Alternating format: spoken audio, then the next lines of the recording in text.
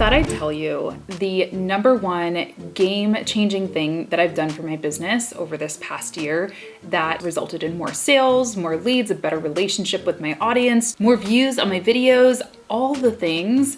You know what I'm about to say. It's email. Getting on a consistent email schedule has done wonders for my business this year.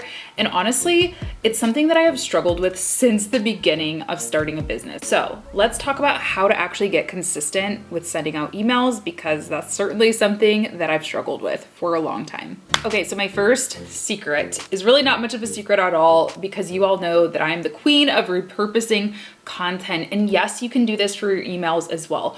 Once I got out of the headspace of like an email needs to be, I don't know, a sales tool, or it has to be, I don't know what I thought an email had to be, but it's really just another form of content. So if you can think of emails as another content placement, another type of content, that should really help you out. I have over 500 videos on YouTube. I have, I don't know, thousands of tweets, Instagram posts, all the things, right? So the best thing that you can do is go to those pieces of content that you're creating, sort them, go into your analytics or sort them on YouTube by most popular, and then turn those pieces of content into an email.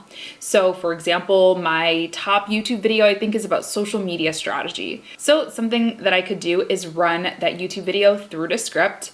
I'll then have a transcript of that video, and then I can just edit that transcript and turn it into email format.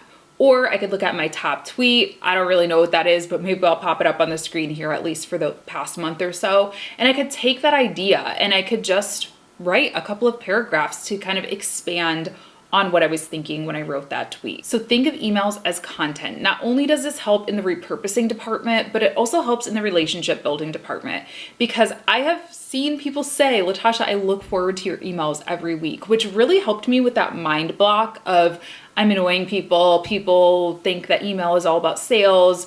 I'm spamming people. No, if it is true content that is helpful, they are going to be grateful for it and not unsubscribe from you. My next tip is to schedule time. This is something that I've gotten much better about over this past year for like every task in my business, but particularly with email. I make sure that on Monday mornings, that's what it is for me, I sit down and I dedicate at least 1 hour block to writing my emails, curating my emails, repurposing my emails, whatever, doing something with my emails. And just having it on the calendar, knowing that that is my time, just makes it all possible for me. Now, there are a ton of tools out there for email, but today I want to tell you about a tool called MailJet, and they're actually working with me on today's video, which is very exciting. So thanks to them for sponsoring. I don't know how to code. I don't know how to do fancy things. I need something that is drag and drop where I can just type in my thoughts, add a couple of pretty pictures, maybe a header or something like that, and schedule the email to go out on Monday or Friday. And MailJet does exactly that. MailJet's email editor allows you to create and send beautiful emails without having to touch a single line of code. It makes it easy to create engaging email campaigns, newsletters, and even automated emails in minutes. You can leverage an array of beautiful pre-designed templates so that you have more time to focus on growing your business, which is what you do best. Using MailJet's email marketing is extremely user-friendly and seamless with the drag and drop email editor, or again, you can use those pre-made templates. This allows me to save time when blocking off time on my calendar to curate emails, and I know it'll do the same for you too. So thank you so much to MailJet for sponsoring today's video. You can get started for free using my link. I'll pop it up here on the screen as well as down in the description box. Hope you enjoy. Okay, my next tip is to keep your idea bank fresh. Now, I already talked about repurposing, but of course, at a certain point, you're gonna like run out of content to repurpose, or you're gonna just get bored. You don't wanna just constantly be repeating yourself over and over again. I get that. So I have a few tools and a few things that I've been using. One is a tool called Answer the Public. I've talked about this before for YouTube video ideas. I've talked about it in like all my courses, so some of you might have already heard of it before, but if you haven't, it's basically this tool that allows you to go in and you can pull one search a day for free. You plug in a topic. Let's just say it is, let's say email marketing. I could type in email marketing into Answer the Public, and choose which region, which country that I'm in or that I want to target. And then it's going to show me a bunch of questions that people ask, a bunch of things that people search for related to email marketing. I can then take those topics and maybe plug them into YouTube, plug them into Instagram, plug them into TikTok, just to see if conversation is happening on those platforms as well. And then create content around it. I love looking at that for my keyword, the things that I try to really rank for, the audiences that I try to speak to. I also really love just reading books and staying educated. Reading books is good for me because it helps me build my knowledge. I'm also in the process of writing a book, so it helps me get inspired. But it also is a great way to keep your content bank full. I'm currently reading a book called Founder Brand. And, I've already gotten inspired. Okay, cool. He's talking about podcasting. I could totally do an email newsletter about how to set up your podcast, or about LinkedIn. He's talking about a lot. I haven't done any content on LinkedIn in a while. I could totally send out an email, create a video, send an email, do all the things. So, just staying on top of my game really helps me stay inspired with content ideas as well. And then of course, looking back at your own analytics as well. So just like I told you, when it comes to repurposing content, look at your top performing content. We'll look at it when you're coming up with new ideas too. If I see that all of my top videos are about social media strategy, maybe that means that I should create more content around social media strategy. Okay, here's a hot tip about email that I've just recently started to do.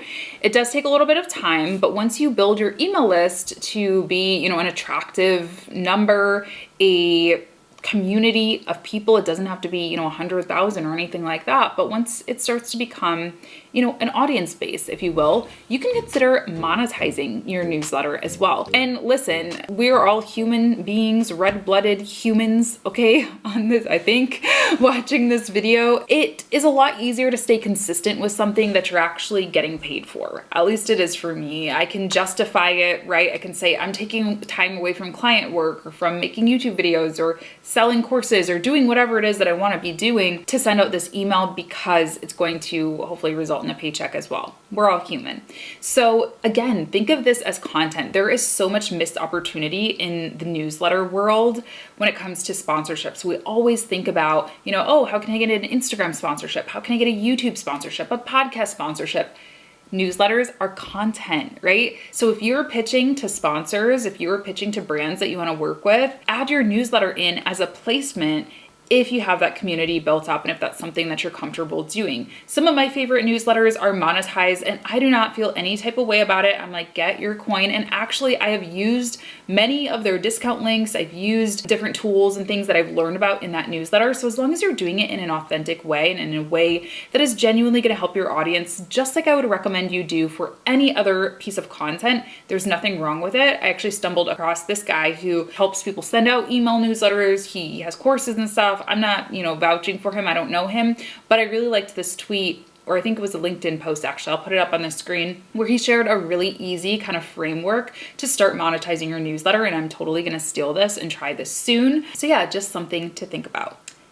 And the last thing is both a tip and an invitation. So I think joining some type of an accountability group or having somebody that you can work with, having somebody who is just holding you accountable, keeping you in check, always helps. Always helps when you're trying a new thing, when you're trying to get in the habit of doing something. So again, you could totally organize something on your own if you have a business bestie, a friend, a colleague that you want to sit down 1 hour a week and write emails together. I'm telling you, it will help you out so much. I don't currently do this for my email newsletter. I just do it solo, but I do it for a lot of other things in the business and in my personal life as well. It just makes life a little bit more fun and makes sure that I get it done. But I want to tell you about something that I'm hosting in just a couple weeks here. It's going to start on October 11th. I'm actually co-hosting it with CJ Thomas, who is the founder of a company called Simply Healthy Marketing.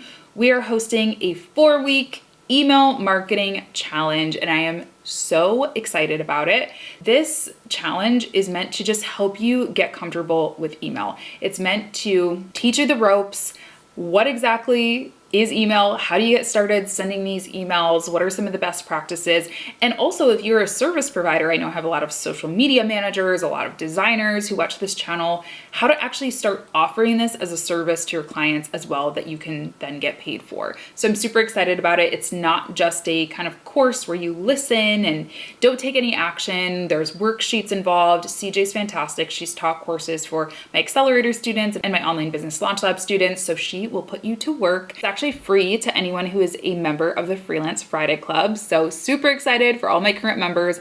Totally free to you, and I hope to see you there. And if you're not a part of the Freelance Friday Club, you can either join the Freelance Friday Club, or you can join just the challenge. I will link the signups to both of those things down in the description box. I hope to see you there. All right, so that's it. I hope I've inspired you to take some action on sending out emails. Just start by 1 email a week. Heck, even 1 email every other week is a good place to start, just to kind of keep popping up, saying hello to your audience and keeping top of mind for them. That is super important. Remember, think it's just content.